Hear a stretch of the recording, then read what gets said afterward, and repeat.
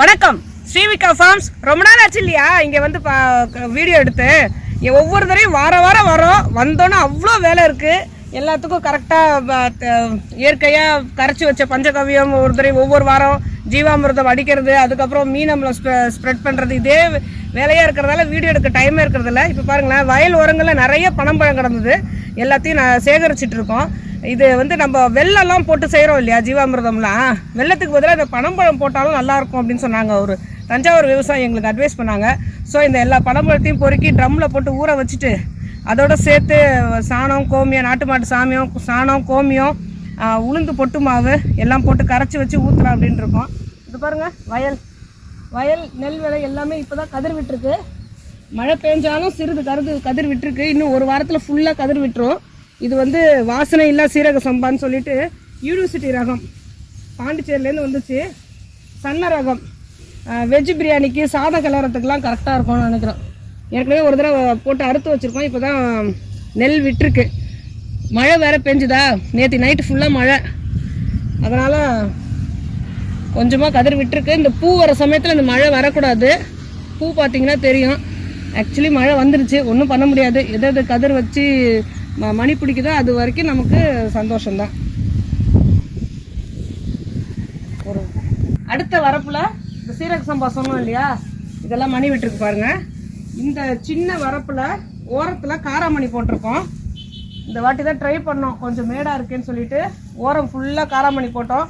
மீதி காராமணி நடுவில் தூவிக்கிட்டோம். ஆனால் அது ஒரு 5-6 செடி தான் வந்திருக்கு. ஆனால் ஓரத்தில் போட்டோம், எல்லாமே வரப்போரத்தில் போட்டோம். அவ்வளோ காராமணியுமே முளைச்சிடுச்சு. கொஞ்சமாக கீரை போட்டோம். மழை பெஞ்சதில் கீரை சரியாக வரல. வேட்டுப்பாத்தி கட்டி நாங்கள் கீரை போடலை. வெண்டை செடி, அவரை, புடலங்காய், கொத்தவரங்காய் எல்லாம் போட்டிருக்கோம் பாருங்கள். எல்லாமே 2 பாத்தி மட்டும் தான் போட்டிருக்கோம். நடுவில் இருக்கிற 3 பாத்தியும் வெண்டை செடி, ஓரத்தில் உள்ளது ஃபுல்லாக புடலங்காய், அப்புறம் அந்த ஓரம் ஃபுல்லாக வந்து சோளம். எல்லாம் கொஞ்சம் மேட்டு பாத்தி பண்ணியிருக்கலாம், ஆனால் கொஞ்சமாக தான் செஞ்சோம். இன்னும் கொஞ்சம் நல்லா ஒரு 2 அடிக்கு மேட்டு பாத்தியாக பண்ணியிருந்தோம் அப்படின்னா நல்லாவே வந்திருக்கும். இதுக்கெல்லாம் இன்னும் மின்னமில வந்து ஸ்ப்ரே பண்ணணும். மழை பெஞ்சதால இப்படி இருக்கு.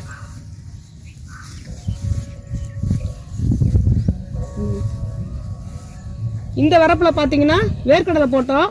ஃபுல்லாக புல்லு தான், ஏன்னா இயற்கையாக செய்கிறதால எதுவுமே பண்ணலை. இப்போ புல்லை தான் வந்து கையில் வச்சு வறண்டலாம் அப்படின்னு இருக்கோம். அது ஒரு ஸ்டூல் வாங்கியிருக்கோம், அதை வச்சு தான் வறண்ட சொல்ல போகிறோம். பூ வச்சுட்டு பாருங்கள் அதுக்குள்ளே வேர்க்கடலை. அதில் ஜிப்சம் மண் போட்டால் அந்த வேர் வந்து நல்லா அழுந்தும், வேரில் நல்லா காய் பிடிக்கும்னு சொன்னாங்க. அடுத்த வாரம் வாங்கிட்டு வந்து ஜிப்சம் மண் போடணும்.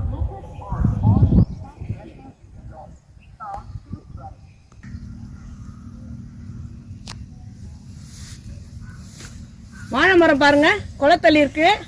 கற்பூரவள்ளி நல்லா ஒரு 10-12 சீப்பு இருக்கும்னு நினைக்கிறேன். இப்போதான் ஃபர்ஸ்ட் வாழை எல்லாம் வந்திருக்கு. ரொம்ப இங்கே வந்து களிப்பு மண்ணுங்கிறதால நெல் மட்டும் தான் வருது. வரப்போற வச்சதால அதுவும் 1.5 வருஷம் ஆயிடுச்சு இந்த வாழை வச்சு. இப்போதான் வளர்ச்சி வந்து வாழை குளத்தள்ளி இருக்கு. தென்னம்பிள்ளை எல்லாம் பாருங்களேன், இது வச்சுலாம் 3-4 வருஷம் ஆகுது. நெல் வயலில் வரப்போகிற தென்னம்பிள்ளை வர்றது ரொம்ப கஷ்டங்க. முதல் 3-4 வருஷம், 5 வருஷம் கழிச்ச பிறகுதான் அது அடி பிடிக்குமா. அதுவும் இப்போ வண்டு நிறைய காண்டாமிருக வண்டுன்னு சொல்லுவாங்கல்ல, அந்த குருத்தை ஃபுல்லாக கடிச்சிடுச்சுங்க. போன வாரம் தான் எல்லாத்துக்கும் 10 நாள் முன்னாடி உள்ளார அதுக்கு மருந்தெல்லாம் வச்சு உப்பு நிறையா கொட்டி இந்த வண்டெல்லாம் இப்போ தான் செத்துருக்கு. இனிமேல் தான் புது குருத்து விடணும்.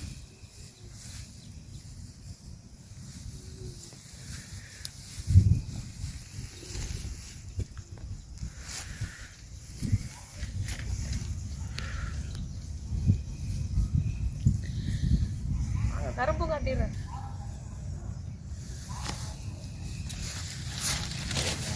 பாருங்க. கரும்பு பொங்கலுக்கு சாப்பிட்டு அப்படியே கழியில் கடுவா உள்ளதெல்லாம் என் பொண்ணுங்க தான் வந்து விதைச்சி விட்டாங்க.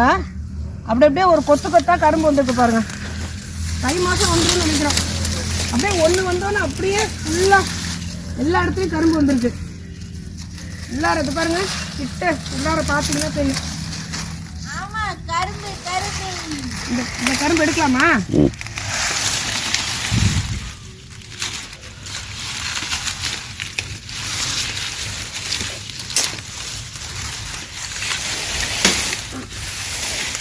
இந்த மாதிரி வரும்போதெல்லாம் ஒரு 5 கழி எடுத்துகிட்டு போயிடுவோம். மிஷின் வச்சு கரும்பு ஜூஸ் புழிகிறாங்க இல்லையா, அவங்கக்கிட்ட கொஞ்சம் பணம் கொடுத்து கரும்பு ஜூஸ் புழிஞ்சு எடுத்துப்போம். ஏன்னா இது எல்லாமே சீனி கரும்பு இருக்கிறதால அப்படியே சாப்பிட முடியறதில்ல.